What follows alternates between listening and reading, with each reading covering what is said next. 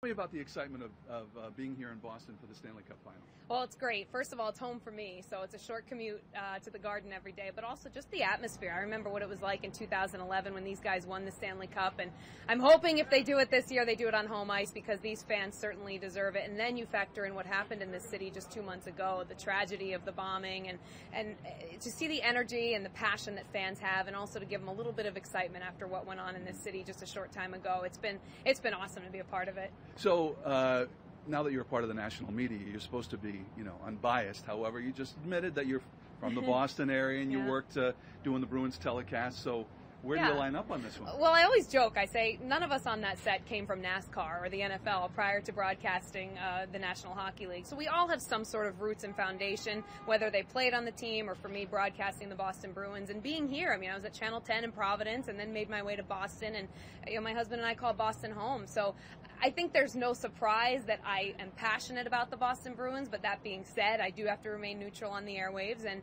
I'm happy to. I love what the Hawks have done this season. I've been following them now for 2 years on our platform on NHL Tonight. So, I think people understand that obviously I live here, but I do take ownership in the fact that we broadcast on a national scale. We've got to appeal to fans for both teams. Sure. How cool is it to be able to walk to work?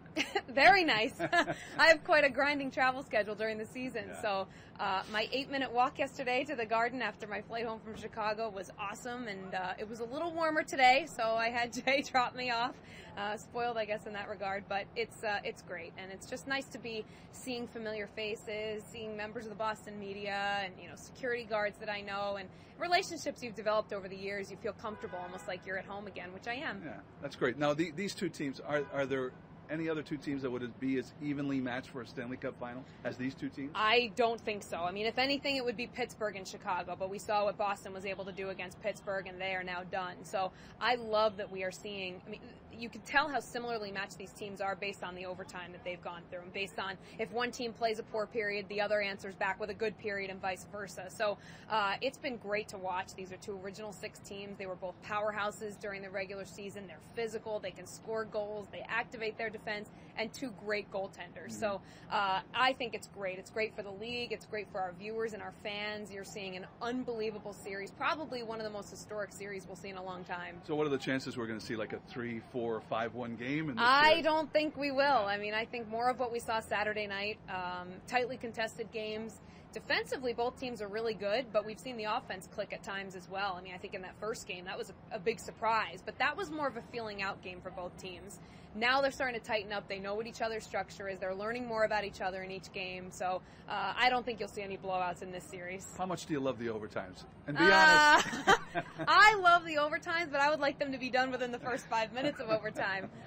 They're long, but you know what? The more they go on, the more nerve-wracking it is, and the more intense it is for the fans. So, I remember watching the fans. We were broadcasting in the arena at United Center for Game 1, and the fans were on the edge of their seat. Little kids, little babies were still at the game because the parents didn't want to leave yet because they wanted to see who would win the game. So, personally, I'd like them to wrap up in regulation for selfish reasons of sleep deprivation, but it makes for great hockey when they play OT. Is it stressful sitting up there on the set?